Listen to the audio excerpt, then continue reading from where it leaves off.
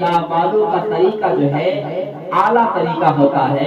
اللہ والوں کے طریقے پہ جو لوگ صحیح طریقے سے چلتا ہے وہ لوگ کامیاب ہوتا ہے. میں یہی کہنا چاہوں گا کہ آج لوگ کہتے ہیں کہ عورتوں کو بھی خلافت مل رہا ہے، عورتوں کو بھی خلافت عطا کر رہے ہیں. کسی نے کہا ایک گاؤں میں ایک علاقے میں خبر آیا کہ ایک عورت کو خلافت عطا کیا گیا. اور کون عطا کیا؟ ایک بڑے بزرگ نے ان کو خلافت عطا کیا.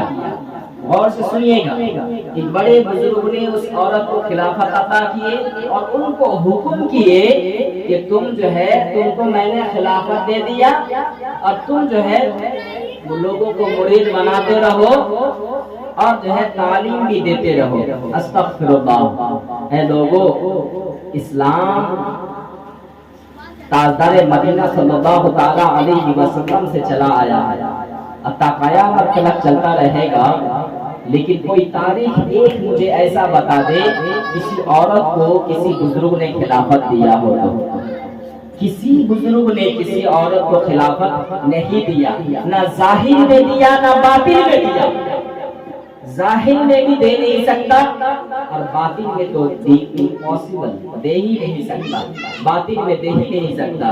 بزرگان دین کے نام پہ لوگ دھندا کھول رہے ہیں، بزنس کھول لیے ہیں. بلکہ کوئی بزرگان دین کسی کو خلافت نہیں دیتا ہے کسی عورت کو، کیونکہ عورت کی آواز اگر باہر آ جائے تو بھی وہ اللہ کے رسول صلی اللہ تعالیٰ علیہ وسلم کو پسند نہیں ہے. اب سوچئے، عورت جو ہے اپنے گھر کا جو ہے وہ زینت ہوتا ہے، اسی لیے عورت کو اپنے گھر پہ رکھا جائے، اس کو باہر نہ نکالا جائے، اس سے جو ہے بزنس نہ کیا جائے. لیکن لوگوں کا یہ مقصد ہو گیا ہے کسی بھی طریقے سے ہمیں کمانا ہے اور اپنا نام کمانا ہے. لیکن مجھے یہی کہنا ہے، آج جو کہتے ہیں اپنے آپ کو میں رہنما ہوں، میں رہبر ہوں، انہیں یہ سوچنا چاہیے کہ تم رہنما ہو، رہبر ہو، تو تمہارے اندر یہ سوچ نہیں ہے کہ ایک اللہ والے کسی عورت کو خلافت کیسے دے سکتا ہے؟ نہیں دے سکتا ہے. اس کے لیے توبہ کرنا چاہیے. تمام جو لوگ بھی ایسے بات کبھی بھی ان کے سامنے آئے اسی وقت انہیں خود یہ کہنا چاہیے استغفر اللہ. تم توبہ کرو، تم توبہ کرو کہ تم پر کوئی ولی نہیں آتے ہیں. کوئی ولی کسی بھی آدمی کے اوپر بھی نہیں آتا، کسی عورت کے اوپر تو بہت دور کی بات ہے. میں یہ بات دیکھ رہا ہوں، یہ بات آپ نے خود اپنے کانوں سے میں نے سنا، اس لیے میں آپ کے سامنے رکھا تاکہ میں آپ کو آگاہ کر دوں. یہ میرا ذمہ داری ہے، ذمہ داری کے ساتھ میں کہہ رہا ہوں آپ کو. کوئی بھی ولی، کوئی بھی بزرگ، چاہے وہ کتنے بھی بڑے ولی ہو، چاہے غوث اعظم ہو یا غریب نواز ہو یا کوئی بھی طریقت اللہ والے ہو، کسی آدمی کے اوپر نہیں آتے، عورت کے اوپر تو بہت دور کی بات ہے. تو جب یہ کوئی بات ایسا آ جائے، اس رہنما، اس رہبر سے کہنا چاہوں گا، ان کی یہ ذمہ داری بنتا ہے کہ سب سے پہلے تم توبہ کرو کہ تمہارے اوپر کسی بزرگ نے آئے ہیں، یہ تم لوگوں کو کہتے پھر رہی ہو، یہ توبہ کرو.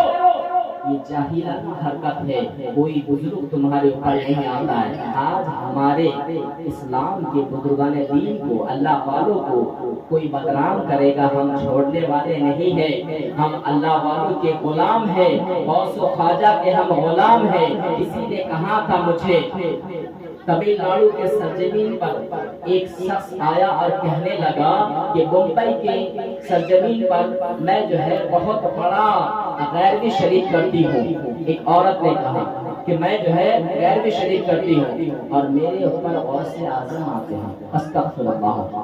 میں نے ان سے کہا، اس نے مجھے جو ہے ان کے گھر والے نے مجھے میلاد کے لیے بلایا. اس گھر والے سے کہا کہ میں میلاد نہیں کروں گا. اور کیوں؟ کیونکہ یہ عورت نے جو ہے جاہلانہ بات کہا، اس لیے میں میلاد نہیں کروں گا. پہلے اس کو توبہ کرنے کو لو.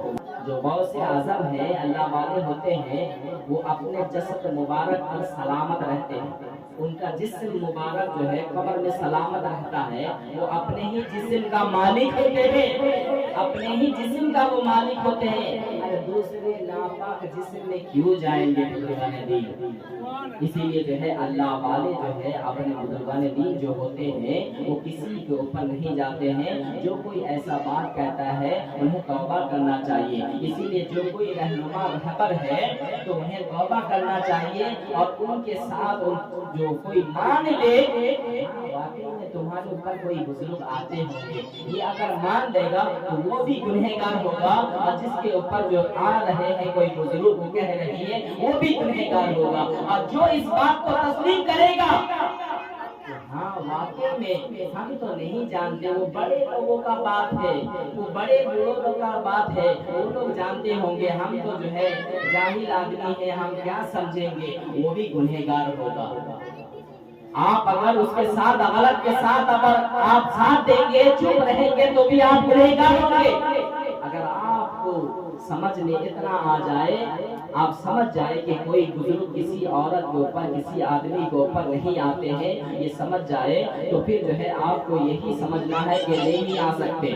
اگر کوئی آپ کو بڑے علم والے بھی کہتے، چاہے کوئی کتنے بھی بڑے عالم مفتی بھی آ جائے، وہ بھی اگر کہہ دے اپنے پیسے کے لیے آج چند لوگ بک جا رہے ہیں، وہ بھی اگر کہہ دے کہ نہیں ان کے اوپر جو ہے کوئی بزرگ آتے ہیں، میں نے خود سنا، وہ ادھر کی بات ادھر کی بات بتا دیتے ہیں. ارے ادھر ادھر کی بات جو ہے اندازے میں تیر ہر کوئی مارتا ہے، 10 مارتا ہے اس میں سے 1-2 لگ جاتا ہے. دنیا میں یہی چل رہا ہے. اسی لیے اے لوگوں، آپ جو ہے کسی کے فضول باتوں پہ آ کر اپنے ایمان کو ختم نہ کریں، اپنے ایمان کو سلامت رکھیں، اللہ والوں کے نقش قدم پر چلے، اپنے ایمان کی حفاظت کریں. آپ کی قبر میں جو ہے کوئی نہیں آئے گا آپ کو بچانے کے لیے، حشر کے میدان میں جو ہے آپ کو کوئی آئے گا نہیں بچانے کے لیے، آپ کے اعمال آپ کو بچائے گا. آپ اپنے اعمال کو تیاری کریں کہ میری اعمال کیا ہوگا، میں قبر کے عذاب سے کیسے بچوں گا، میں جہنم کی آگ سے کیسے بچوں گا. اس کے بارے میں آپ سوچیں، اس کے باتوں پہ آپ نہ آئے، بلکہ جو ہے آپ نبی کے عشق میں زندگی گزارے، اللہ والوں کے نقش قدم پر چلے. بزرگان دین نے جو راستہ بتائے ہیں اسی راستے پہ چلے. جو بات آپ کو سمجھ میں نہیں آ رہا ہے وہ آپ ایک پیرے طریقے سے پوچھیں، اگر علم والوں کے پاس جا کر پوچھیں، جاہل پیروں کے پاس جا کر نہ پوچھیں. اسی لیے میں آپ کو کہنا چاہوں گا، قرآن پاک کی آیت ہے وَاسْأَلُوا أَهْلَ الذِّكْرِ إِن كُنتُمْ لَا تَعْلَمُونَ. جو لوگ جانکار لوگ ہیں ان کے پاس جا کر جانکاری حاصل کرو. جانکار لوگ کون ہیں؟ جنہوں نے علم حاصل کیے ہیں. ایسے لوگوں کے پاس جاؤ گے تو آپ کے ایمان کو تازہ رہے گا. لیکن جن کے پاس علم نہیں ہے ان کے پاس جاؤ گے تو آپ کے ادھورا ایمان جو تھا، جو کچھ بھی آدھا ایمان تھا وہ بھی وہ لوٹ لیں گے، وہ بھی وہ چھین لیں گے، وہ بھی آپ کا برباد ہو جائے گا. لوگ ہو جاتے ہیں اور ایسے لوگوں کی تعداد بہت زیادہ ہے. اے لوگوں توبہ اللہ کرو.